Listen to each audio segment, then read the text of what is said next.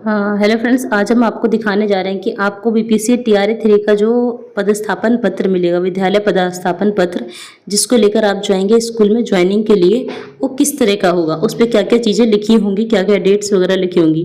ठीक है, तो सबसे पहले हम देखते हैं यहाँ पे आपका कार्यालय जिला शिक्षा पदाधिकारी। तो जो भी आपका जिला होगा यहाँ पे वो जिला लिखा होगा। जैसे ये नवादा जिला का है जो बट चुका है, तो यहाँ पे नवादा लिखा है, आपका जो जिला होगा वही जिला लिखा होगा। फिर नीचे लिखा होगा विद्यालय पदस्थापन पत्र। उसके बाद यहाँ पे आपकी फ़ोटो लगी होगी, यहाँ पे आपकी फ़ोटो लगी होगी। उसके बाद यहाँ लिखा होगा 10 तारीख 5वां महीना 2025। यहाँ पे कुछ और भी डेट हो सकती है, वैसे यही डेट होगी, 10 तारीख ही होगी। फिर उसके नीचे विषय लिखा होगा। अगर आप 6 से लेकर 12 तक में टीचर बनते हैं तो कोई ना कोई विषय का नाम जरूर होगा। ये 1st to 5th के टीचर हैं, इसलिए यहाँ पे सामान्य लिखा है। अगर पहली से 5वीं के टीचर रहेंगे तो सामान्य लिखा होगा, अदरवाइज यहाँ पे कोई ना कोई सब्जेक्ट, जो भी आपका सब्जेक्ट है वो लिखा होगा। ठीक है, आगे बढ़ते हैं। फिर इसमें यहाँ पे पत्रांक और दिनांक लिखा होता है कि कौन सा एडवर्टाइजमेंट के थ्रू आपका सिलेक्शन हुआ है और किस क्लास में हुआ है, आपका रोल नंबर क्या है, यहाँ पे आगे लिखा होता है। ठीक है, फिर यहाँ पे पद का नाम कि आप किस पोस्ट पर हैं। तो बीपीएससी से जो भी शिक्षक आ रहे हैं उनको विद्यालय अध्यापक कहा जाता है। उसके आगे आपकी क्लास लिखी होती है। ठीक है, फिर प्रेषित लिखा है। फिर यहाँ पे कुछ जानकारी लिखी होती है। यहाँ पे आपका नाम लिखा होगा, यहाँ पे आपका फादर का नाम लिखा होगा। फिर यहाँ पे आपकी कैटेगरी लिखी होगी। फिर आपका किस कैटेगरी में सिलेक्शन हुआ होगा ये लिखा होगा। फिर रोल नंबर लिखा होगा आपका। फिर आईडी नंबर लिखा होगा। फिर आपका एड्रेस लिखा होगा। ठीक है, आगे आपको बतौर विद्यालय अध्यापक जिला नवादा के प्रखंड, यहाँ पे प्रखंड लिखा है कि मतलब नवादा जिला में किस प्रखंड में है, तो ये प्रखंड लिखा है कि विद्यालय। फिर यहाँ पे विद्यालय का नाम लिखा है आपका कि किस विद्यालय में सिलेक्शन हुआ है। और ये यूडाइस कोड लिखा है। ये हर विद्यालय का एक यूडाइस कोड होता है, यहाँ पे लिखा हुआ है में पदस्थापित किया जाता है। आपका वेतन, इस यूडाइस कोड को आप याद कर लेंगे, ये बहुत काम देता है आगे। आपका वेतन विद्यालय में योगदान की तिथि से प्रारंभ होगा। तो आपका वेतन जब आप विद्यालय में योगदान करेंगे तब से प्रारंभ होगा। तो आपको ध्यान रखना है कि 15 तारीख को आपको सुबह सुबह विद्यालय 6:30 बजे खुलता है। अभी विद्यालय का टाइम 6:30 बजे है और 11:30 या 12:30 बजे तक विद्यालय चल रहे हैं। तो आप 6:30 बजे विद्यालय खुलता है तो आप 7 बजे ही चले जाइएगा, 7 या 7:30 बजे के करीब चले जाइएगा, क्योंकि हो सकता है कि वहाँ पे 2-3 टीचर आपके विद्यालय में आए हों। तो उनमें से जो सबसे पहले ज्वाइन करता है उसको ही सीनियर माना जाता है, जो सबसे पहले ज्वाइन करता है।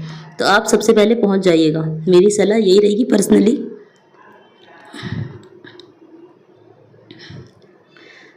उसके बाद है आप संलग्न योगदान प्रपत्र के अनुसार प्रधानाध्यापक, प्रभारी प्रधानाध्यापक के समक्ष के सामने अपना योगदान दिनांक 15 तारीख से लेके 15 तारीख 5वां महीना 2025 से लेके 31 तारीख 5वां महीना 2025 तक समर्पित करें। यानी आपको विद्यालय में जाकर प्रधानाध्यापक अगर होंगे तो, या प्रभारी होंगे, प्रधानाध्यापक होंगे तो वहां जाकर उनके समक्ष जाकर अपना योगदान देना है। योगदान देने के लिए आपको अच्छा मैं बता देती हूँ, पहले ये पढ़ने के बाद मैं आपको बता देती हूँ क्या क्या चीज़ें आपको लगने वाली हैं, किस तरह से आपको योगदान देना है। देखिए, प्रधानाध्यापक, प्रभारी प्रधानाध्यापक संलग्न प्रपत्र को प्रति हस्ताक्षरित कर मूल प्रति जिला शिक्षा पदाधिकारी नवादा के कार्यालय में समर्पित करेंगे। जो आप फाइल बनाकर देंगे, जब आप स्कूल जाएंगे तो आप 3 फाइल लेके जाइएगा, मतलब 3 फाइल बना के लेकर जाइएगा। उस वक्त तो 1 या 2 फाइल आपकी लगेगी, लेकिन आप 3 फाइल लेकर जाएंगे तो 3 फाइल अलमारी में रखवा दीजिएगा या रख दीजिएगा। तो वहीं से आप उसको यूज़ करते रहिएगा, क्योंकि एक फाइल आपके स्कूल में रहती है, दूसरी फाइल आपके बीआरसी में जाती है और तीसरी फाइल मतलब जो भी जिला है आपका वहाँ चली जाती है, जिला कार्यालय में चली जाती है। तो 3 फाइल आप इसलिए बनाकर लेकर जाइएगा अपने डॉक्यूमेंट्स की। जहां योगदान संबंधी प्रविष्टि सॉफ्टवेयर के माध्यम से सत्यापित की जाएगी। तो जो आपका जो भी डॉक्यूमेंट्स वगैरह होंगे उनको जिला में जब ये फाइल आपकी पहुंचेगी तो सॉफ्टवेयर के माध्यम से इनको वेरीफाई किया जाता है, जहां पर आपका थंब वेरिफिकेशन यानी अंगूठा भी लगता है, थंब वेरिफिकेशन होता है, मतलब कई तरह की चेक इन वगैरह भी होती है, उसके लिए आपको बुलाया जाएगा। आपकी परिवीक्षा अवधि भी विद्यालय में योगदान की तिथि से प्रारंभ होगी। परिवीक्षा मतलब प्रोविजनल पीरियड भी आपका तब से स्टार्ट होगा जब आप विद्यालय में योगदान करते हैं, तभी से। अब देखिए, आपको विद्या पे बात कर लेते हैं कि जब आप विद्यालय में जाएंगे तो आपको किस किस चीज़ की ज़रूरत होगी। तो सबसे पहले जब आप विद्यालय में पहुंचेंगे तो वहाँ पे आपको लिखना होगा एक लेटर, मतलब एक पत्र लिखना होगा। अभी पत्र जो है वो ऑनलाइन निकाले भी गए हैं कि आप उन्हीं पत्र को फिल करके ज्वाइनिंग कर सकते हैं। अगर आपको ऐसे नहीं करना है तो आपको एक पत्र लिखना होगा, जिसमें सबसे पहले आपको लिखना होगा कि सेवा में प्रभारी प्रधानाध्यापक महोदय, फिर उसके नीचे अपने विद्यालय का नाम लिखना होगा जिस भी विद्यालय में आप ज्वाइन कर रहे हैं। उसके बाद आपको उस जिला का नाम उस प्रखंड का नाम लिखना होगा उसके नीचे। उसके बाद उस प्रखंड के बगल में ही आपको जिले का नाम लिखना होगा। फिर उसके नीचे आपको विषय लिखना होगा विद्यालय में योगदान के संबंध में।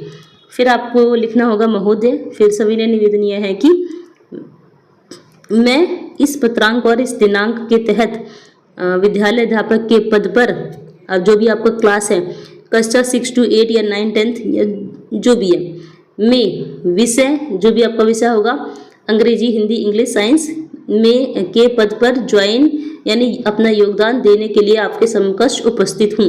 इस तरह से आपको एक लेटर लिखना है। उस लेटर को लिखने के बाद आपको उसकी 2-3 फोटोकॉपी करवा लेनी है। हालांकि आप उस लेटर को उस वक्त लिखकर प्रभारी या प्रधानाध्यापक को दे देंगे। देने के बाद जब आपका वो लेटर स्वीकृत हो जाएगा, स्वीकृत किया जाता है, उस लेटर में आप नीचे की साइड अपना मतलब कौन कौन से डॉक्यूमेंट आप लगाएंगे उसको भी लिख देना है। जैसे 10th का मार्कशीट, 12th की मार्कशीट, ग्रेजुएशन की मार्कशीट, सीटेट की मार्कशीट, एमए किया है तो एमए की मार्कशीट, और उसके बाद ये बीपीएससी से आपको जो भी मिला है विद्यालय पदस्थापन पत्र और बंदिक नियुक्ति पत्र, ये सारी चीज़ें लिख देंगे। और उसी के सामने आप लिखेंगे अपना नाम, अपना बीपीएससी का रोल नंबर, और जिस भी ज़िले में आपका ज्वाइनिंग ले रहे हैं वो लिख देंगे, अपना मोबाइल नंबर, इतना लिख दीजिएगा, बहुत रहेगा। ठीक है, तो इतना लिखने के बाद आप उसका एक अच्छा सा फ़ोटो ले लीजिएगा। फ़ोटो लेने के बाद उसको जब चाहे आप साइबर कैफ़े से निकलवा सकते हैं। उसको ज़रूर निकलवा के रखिएगा, क्योंकि उसी की 2 फोटोकॉपी और लगेगी। जो बीआरसी में फ़ाइल जाएगी उसमें भी वही लगेगा, सेम लेटर लगने वाला है। और जो फाइल आपकी जिला में जाएगी सेम लेटर लगेगा उसमें भी। ठीक है, ओरिजिनल वाला इस विद्यालय में रहता है। तो अब देखिए, जो भी आपने उसमें लिखा है उस लेटर के साथ आपको लगाना होगा। यानी आपको 10th की मार्कशीट लगानी होगी, तो उसकी 3 फोटोकॉपी करवा लीजिएगा। तीनों फाइल में लगाने के लिए 3 फाइल भी खरीद लीजिएगा। तो साथ में फ़ोटो भी लगेगी, फ़ोटो भी रख लीजिएगा, 2-2 फ़ोटो। तो 10th की मार्कशीट की फ़ोटोकॉपी करवा लेंगे, 12th की मार्कशीट की फ़ोटोकॉपी 3-3 सेट करवा लेंगे। फिर ग्रेजुएशन की, एमए है तो एमए की, सीटेट की, और बीएड किया है तो आपने बीएड की, या डीएलएड किया है तो डीएलएड की। उसके बाद आपका जो भी बीपीएससी के थ्रू आपको जो एडमिट कार्ड, सबसे पहले एग्ज़ाम दिया था तो जो आपका एडमिट कार्ड मिला था वो, फिर औपबंदिक नियुक्ति पत्र जो आपको 9 मार्च को मिला है। उसके बाद ये योगदान पत्र, और शायद 3 पत्र मिलते हैं, अब आपको मुझे नहीं पता कि कितने मिले हैं, शायद एक आपको ट्रेनिंग के वक्त मिलेगा। तो जो भी पत्र आपको अभी बीपीएससी के थ्रू मिले हैं वो सब उसमें लगा देने हैं। तो आपकी इस तरह एक फाइल बन जाएगी। और ये तो आपके डॉक्यूमेंट हो गए। इसके सिवा आपको आधार कार्ड, पैन कार्ड की फ़ोटोकॉपी और आधार कार्ड की फ़ोटोकॉपी भी लगानी होगी, और इन सबको स्वप्रमाणित करना होगा। और अगर आप किसी कैटेगरी के जरिए आए हैं, मान लीजिए आपका एससी कैटेगरी में सिलेक्शन हुआ है, तो उसका सर्टिफिकेट भी लगाना होगा। बिहार के मूल निवासी हैं तो बिहार मतलब उसका भी सर्टिफिकेट लगाना होगा, डोमिसाइल सर्टिफिकेट। अगर आपका डोमिसाइल लगा था, इनकम भी लगा था, मान लीजिए आय प्रमाण पत्र भी लगा था फॉर्म भरते वक्त, तो वो आय प्रमाण पत्र भी आपको लगाना होगा। तो ये तो हो गए डॉक्यूमेंट्स जो आपको उस फाइल में लगाने हैं, और 2 फोटो भी। तो इस तरह आपकी एक फाइल बनी, और इसी तरह तीनों फाइल सेम तैयार कर लेनी है, मतलब तीनों फाइल सेम ही रहेगी। ऐसे तीनों फाइल तैयार कर लेनी है, तीनों अपने प्रभारी को दे देना है। तो वो एक फाइल रख लेंगी, एक बीआरसी पहुंचा देंगी और एक डी ऑफिस पहुंचा देंगी, जो भी होंगी पहुंचा देंगी या देंगी।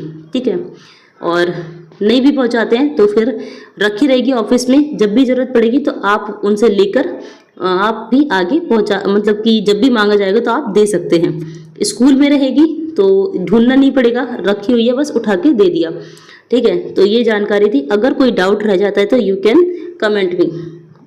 Thanks for watching the video. हाँ, एक चीज़ और, ये सारा काम होने के बाद जहाँ भी आपको विद्यालय मिलेगा वहाँ पे आप अपना अकाउंट खुलवा लीजिएगा। उस वक्त तो अकाउंट की ज़रूरत नहीं पड़ेगी, जब आप ज्वाइनिंग करेंगे तो उसके बाद अकाउंट की ज़रूरत पड़ेगी। आप अपना अकाउंट जहाँ पर भी आपका विद्यालय मिला है या जहाँ पर आप रह रहे हैं पास में ही खुलवाइएगा, क्योंकि कई बार आपको बैंक जाना पड़ेगा, तो आपको उससे दिक्कत नहीं होगी। और दूसरी बात, ज्वाइन करने के बाद आप अपना प्रान नंबर जरूर खुलवा लीजिएगा बहुत जल्द। जितनी जल्दी आपका प्रान नंबर प्रान बन जाता है, प्रान नंबर आ जाता है और अकाउंट खुल जाता है, उतनी जल्दी आपकी सैलरी समझिए कि मिल जाएगी। क्योंकि हम लोगों को क्या था कि सैलरी 2 से 3 महीने बाद मिली थी, बट प्रान की वजह से हमारा प्रान नहीं था तो सैलरी नहीं मिली थी, और जिनका प्रान था उनको सैलरी मिल गई थी। तो ये जानकारी एडिशनल थी। एंड कुछ भी छूट जाता है तो आप मुझे कमेंट कर सकते हैं, I will make another video for that.